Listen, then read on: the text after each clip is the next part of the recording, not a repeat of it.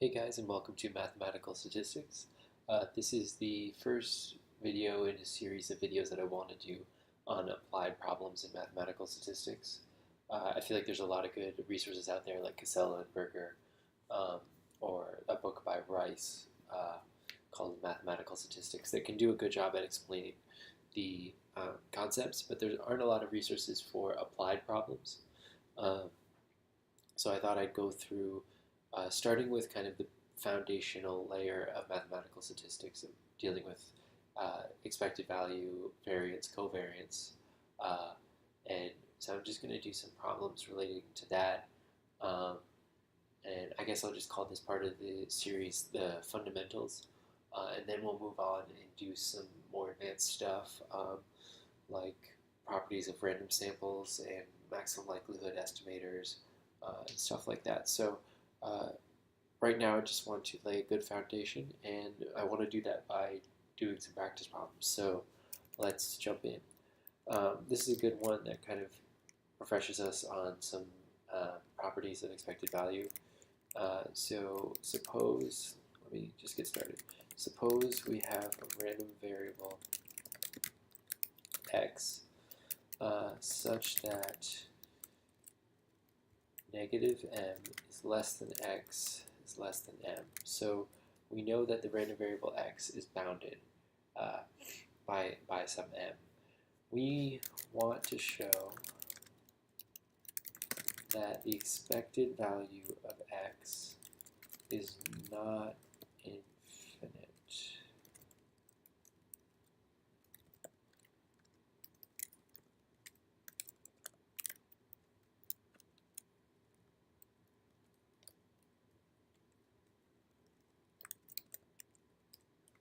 Sorry, law type issue there. We want to show that the expected value is not infinite. Okay, so I'm assuming you guys have taken some basic probability, so you know the definition of expected value.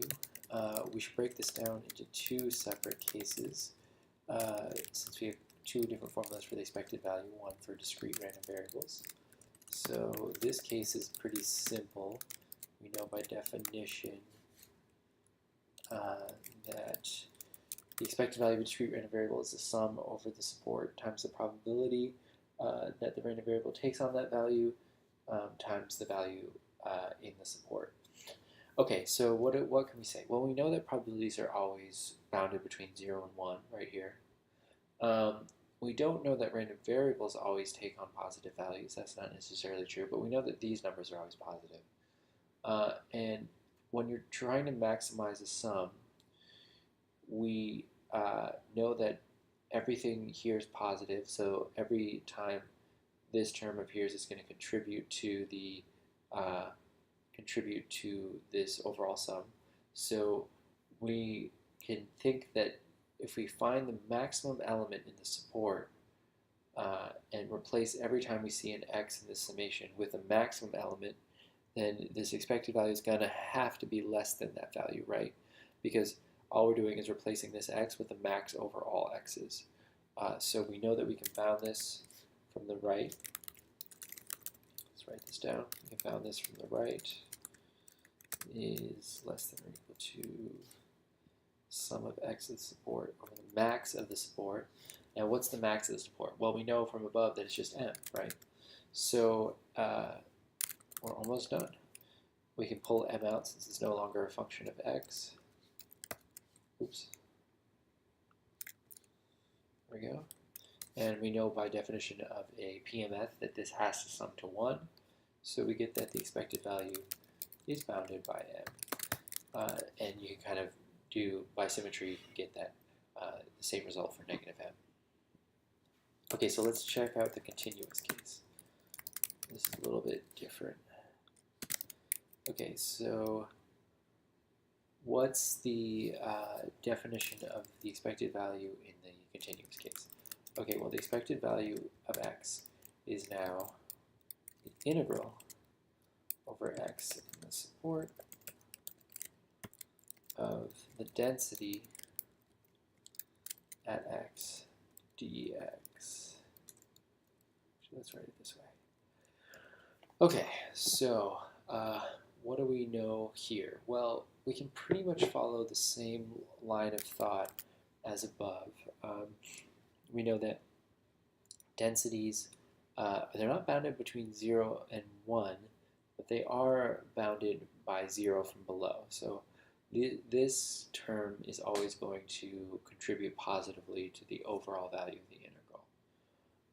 This term is, just like in above, is a multiplier on some non-negative number.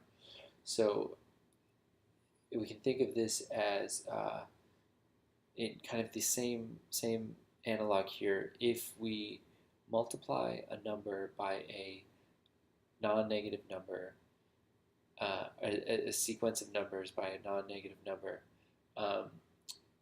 that's always going to be bounded from the right by the max over x in the support, right? So because x will always be less than or equal to the max of x, right? So if you replace this with the max of x, we know that the integral over x in the support of the max over x in the support is bounded from the right. So it's a pretty similar argument as given up here.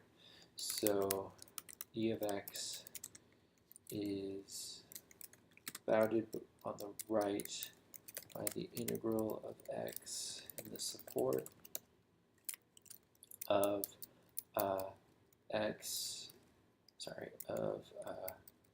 m times the density of x dx. Okay, now just like above, just as in the summation rule, we have the integral rule for constant, so we can pull out this constant from the integral.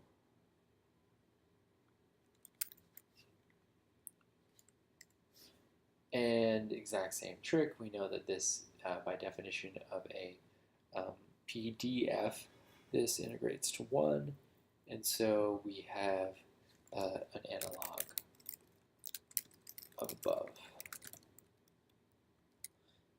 And same argument by symmetry for the bounding by below. So that means that we've just proven that if a random variable is bounded, then the expected value is bounded. And I think that's a good way to start off. So yeah, thanks for watching. There's going to be some more in-depth videos coming soon.